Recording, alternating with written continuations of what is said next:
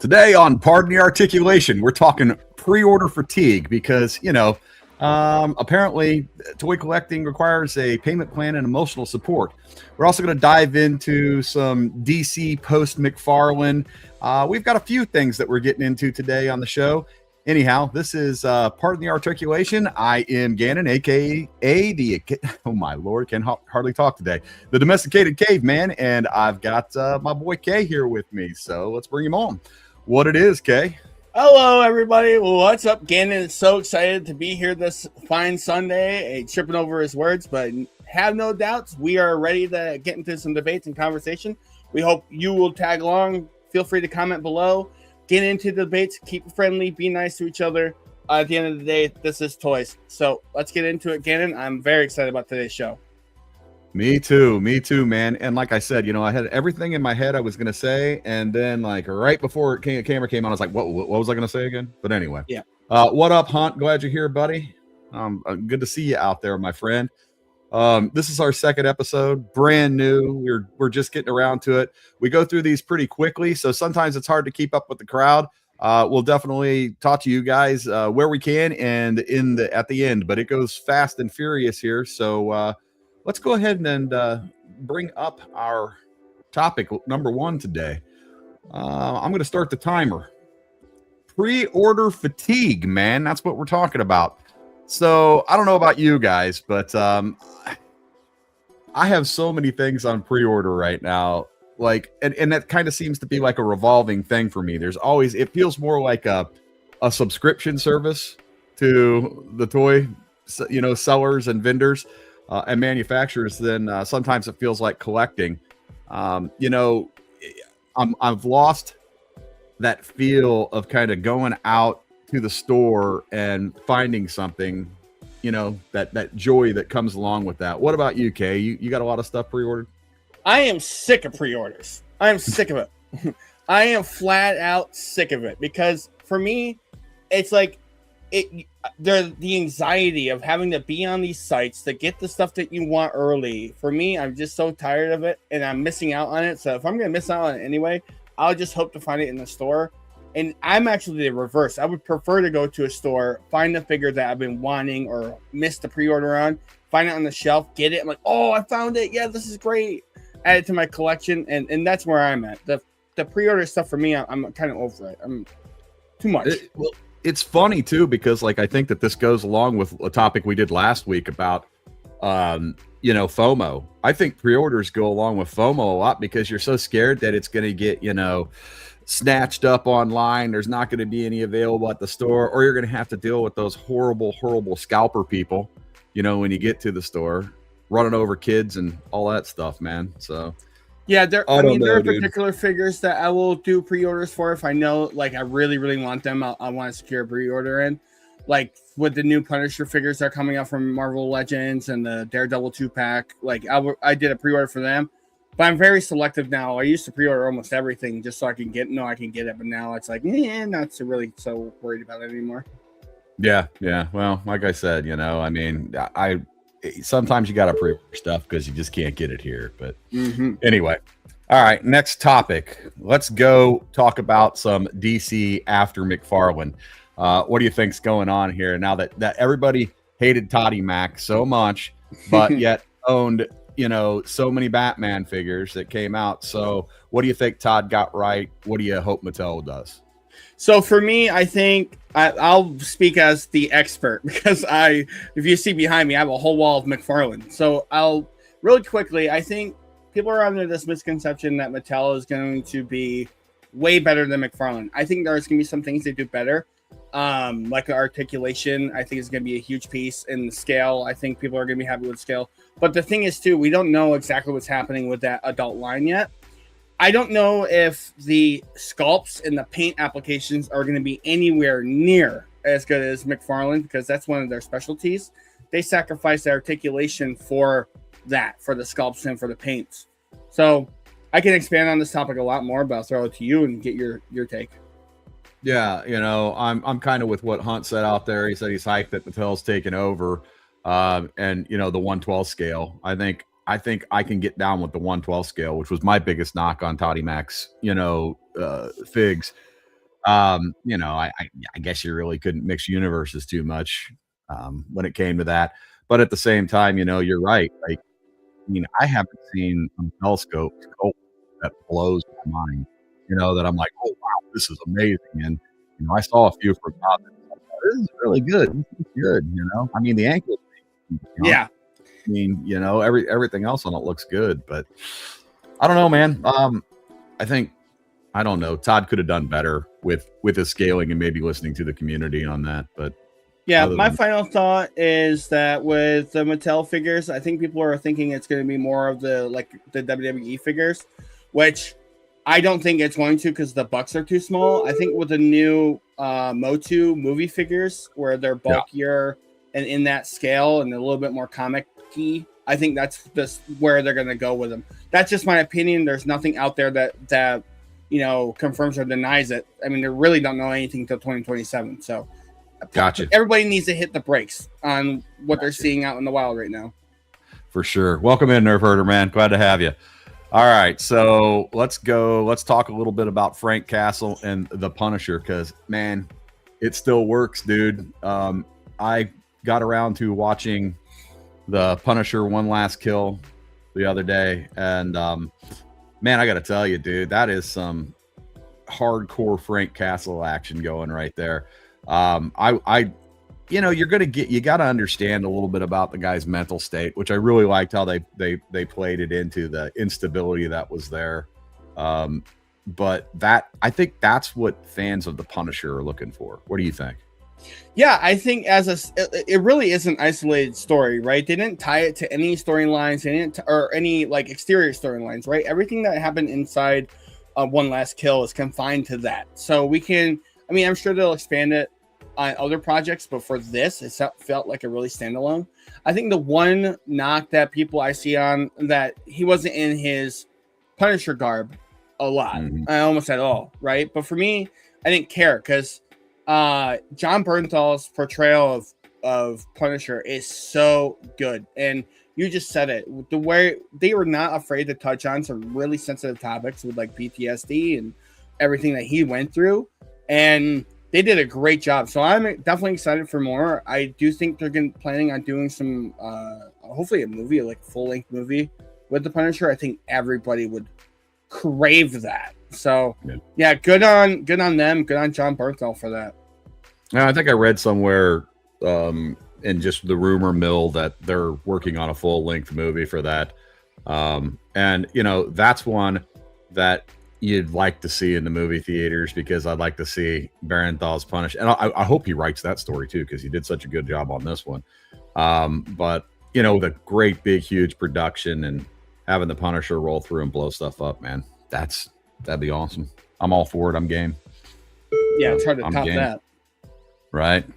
All right, let's talk about another problem that I deal with a lot. It's buy versus finish.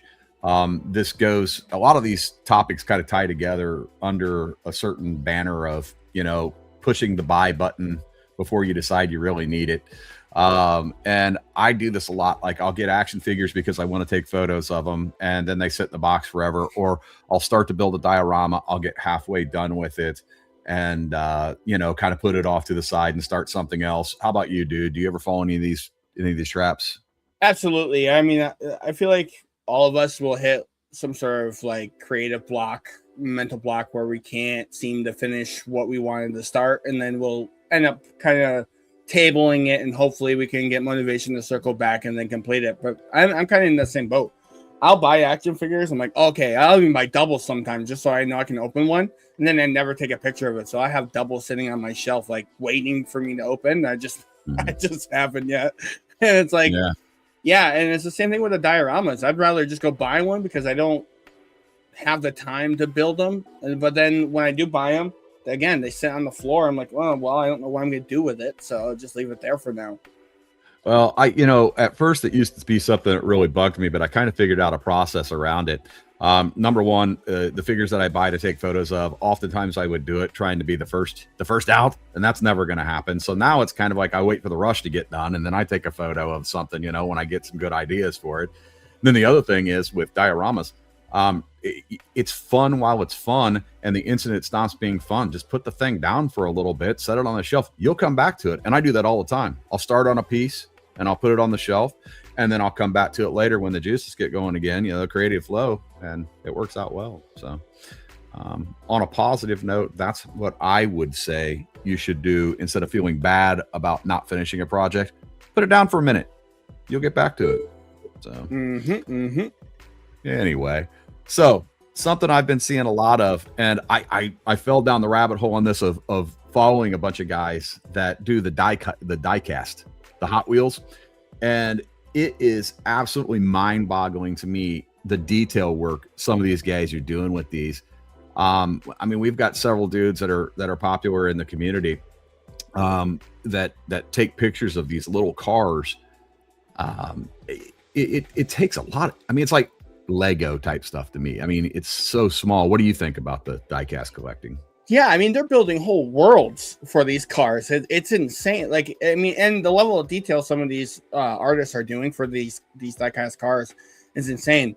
And so that is one whole aspect of it. The other aspect is too, and we were talking about it in the pre-show for us, is that the hunt. People are so crazy to like go find the rarest cars out there, and so they can try to make a quick buck or whatever. So like and it's like on the level of Pokemon where people are fighting over cars at Walmart. Yeah. I've noticed that too. I've seen every time I'm at the Hot Wheel section, and don't get me wrong, because I know that there's a big following of people that like they'll just go to Walmart and buy a bunch of Hot Wheels and like strip them down or whatever and do them up. But like that's just the beginning. If you think you can get away with just doing it cheap, you probably can, because you can buy dios on Amazon for next to nothing. You can get the little cars at Walmart. But these dudes are into some serious stuff, man. Like I've seen the little Hot Wheel things, and I'm sure they sell for more than this, but I've seen them like $100 on some of them. And I'm sure there's ones that sell for even more than that. But yeah, man, I mean, anytime that you are looking and you're standing on the ledge of a rabbit hole. Yeah, I mean, it's insane. And that rabbit hole goes deep. I mean, I've heard collectors talk about like the red line Hot Wheels and how rare they are. Some of those are super expensive, so it's insanity. Yeah, well, there it is into the diecast world at your own you could be in trouble, but those guys are a lot of fun. Yeah, for real, man. Yeah, great work on those though. All right, so let's talk about your top movie over the last 5 years. I could go back a little bit before the Rona, but 5 years is a pretty narrow window when it comes to talking about good movies that have come out. And I did a lot of thinking about this, about stuff that I've seen that's come out. I don't know, dude. 5 years? Do you have anything in mind that you would say? Yeah, I mean, I actually had to go and look because I wasn't sure what movies have come out in the last 5 years that were any good. I know there's been a couple of big blockbusters, but for me, it's the Batman. Robert Pattinson's Batman came out in 2022. That, for me, is probably one of the better Batman movies of all time. I just loved his portrayal, but for me, it's probably the Batman. I cannot wait for the second one. I won't talk too much because of topic 10, but yeah, I'd say for me is the Batman. All right, cool. Yeah. Mine was Oppenheimer. When it came down to it, I think, that's probably the best movie I've seen over the last 5 years. And there's all kinds of stuff, but then you start thinking, wait, that was on Netflix. Wait, that was on HBO. Wait, I mean, going to the movie theater, I think that's gotten a lot more, I don't know, I'm a lot more picky than I used to be. And it's like I was telling you, there's a theater down the street that does, like $25 a month membership. You can go to a movie every day if you want to. And when I was younger, I'd have jumped all over that. I'd have been there at a movie every single day. But I don't know, man. I'm having a hard time. What's up, Michael? Glad you came in, buddy. So. Yeah, to piggyback off that point, I just think that there's not enough love going into these movies, or there's not enough for me to get motivated to go watch it. I am having a hard time deciding, hey, that movie looks so dang good, I want to go watch it. And it's like, I'd rather just wait, like you said, wait till Netflix or Disney Plus or wherever it's going to be. I'd just rather stay home and wait. Yeah. Yep. I agree. All right. So Mystery is Dead. This goes into the culture that we live in now, especially the social media culture, where there is no mystery anymore. I mean, you're finding about stuff in real time. You're finding out everything. If you go to a movie and, there's no way you should be doing this. You go to the movie on Wednesday, you get like extra tickets, something you're going to see the screening. And then you walk in out of the movie and you're like, look how cool I am. I just saw this movie 2 days before everybody. You know what I'm going to do? I'm going to get on the internet and ruin it for everybody. I don't know. Yeah. What do you think of that stuff, man? No, it's a very toxic mentality. I think it kind of feeds in. Oh, you mentioned it with like buying an action figure so you can take a photo of it first.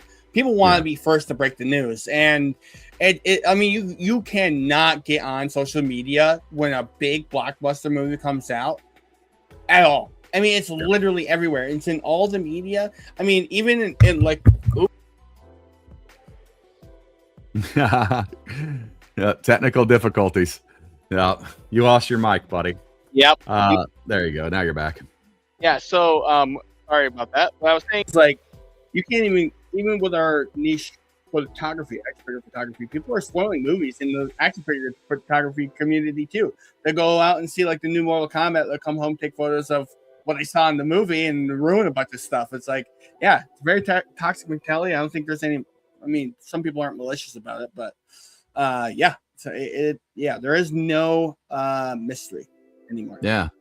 Yeah, I'm telling you. I mean, it's like I just went and saw the Grogu and Mandalorian movie, and I mean, I mean, Grogu does die at the end, which was pretty shocking to me. But anyway, I'm just kidding, or am I?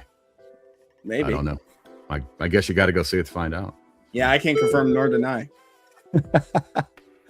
Right. All right, now let's talk about our comfort franchise here real quick. And you know what I'm talking about. Like there's been, we grew up with Star Wars.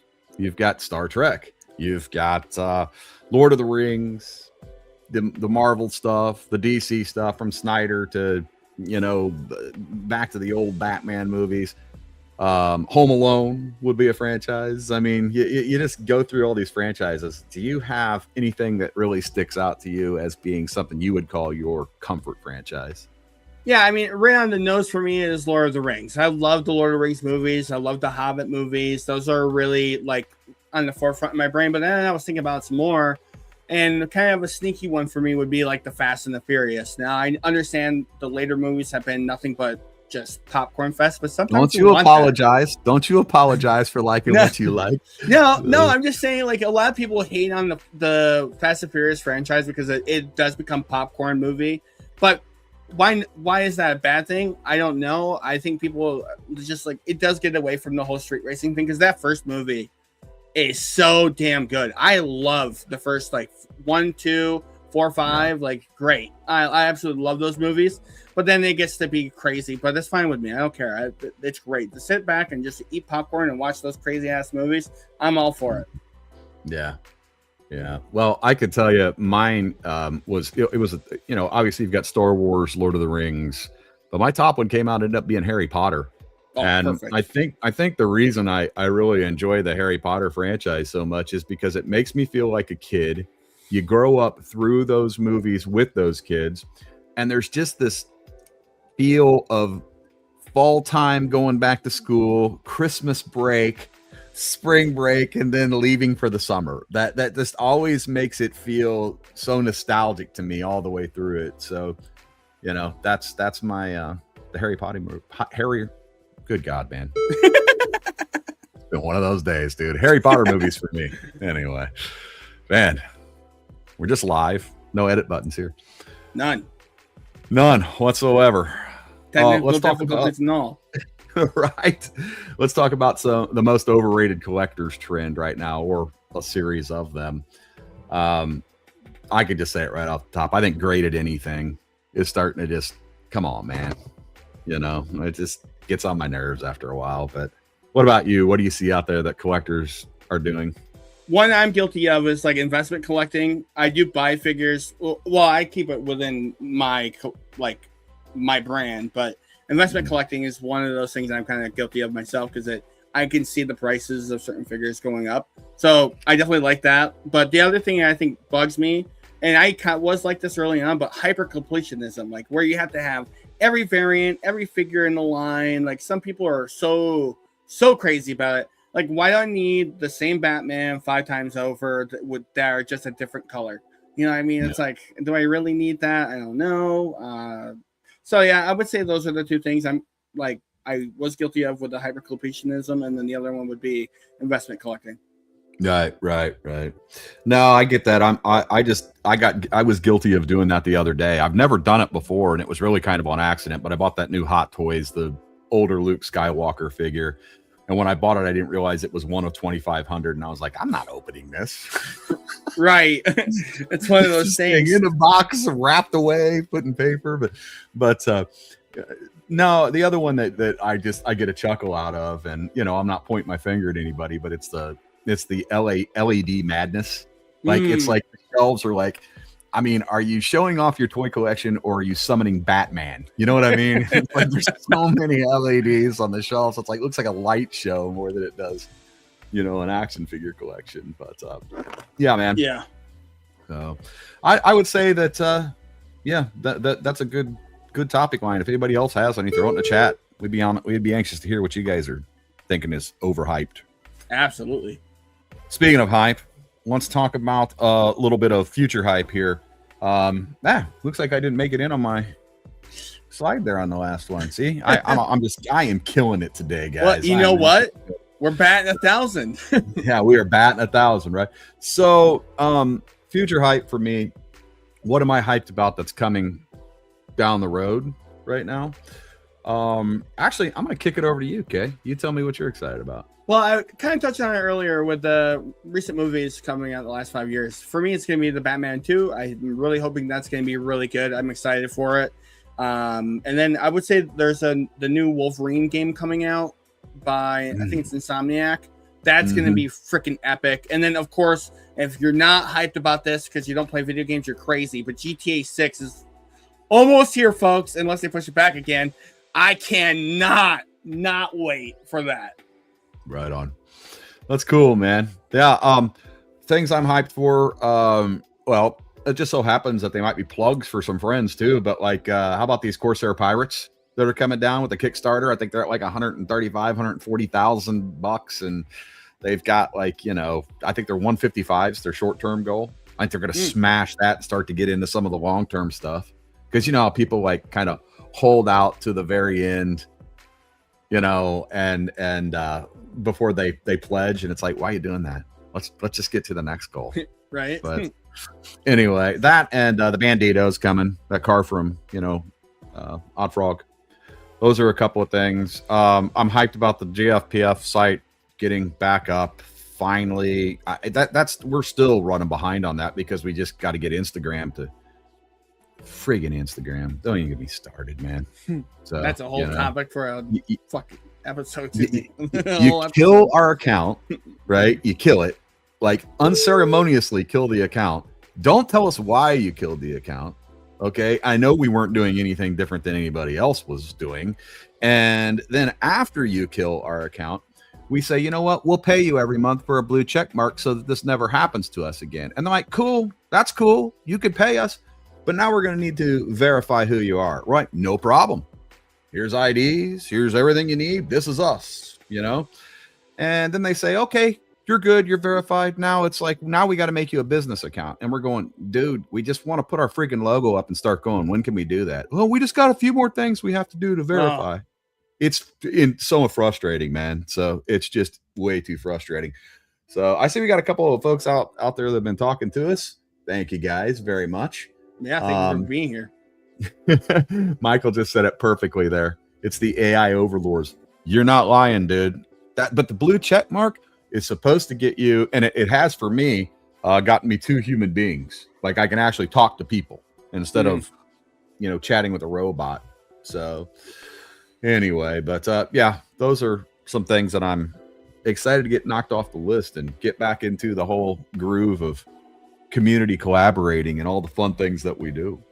So yeah, it'll be nice to see GFPF back to its full form because it's I know it's been hell for you guys, and It's like, it's crazy because, you know, it kind of, in a bad way or good way, excuse me, it helped out the rest of the community because I think people have taken a lesson from seeing GFPF go through the struggle. And then I think you mentioned it.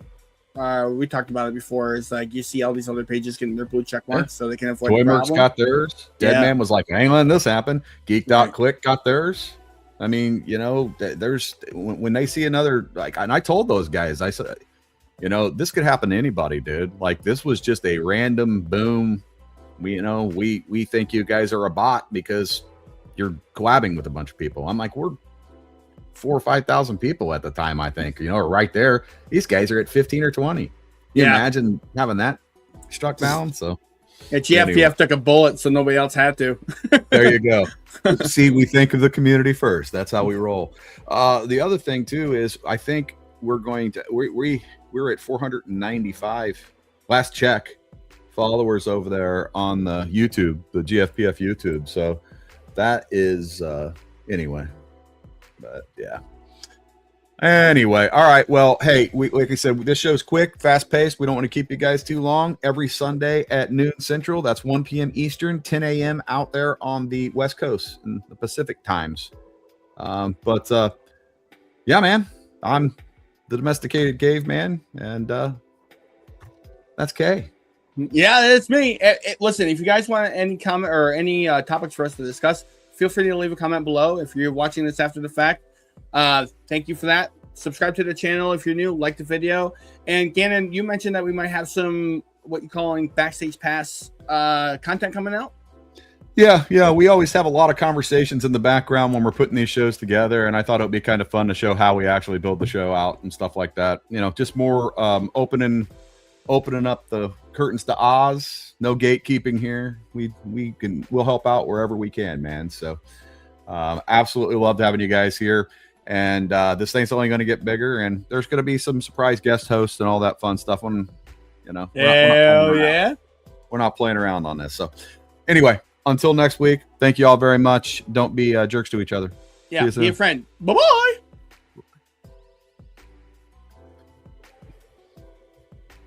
Oh, I guess I got to hit stop recording. That probably helped. Yeah. They make you do that 10 times too.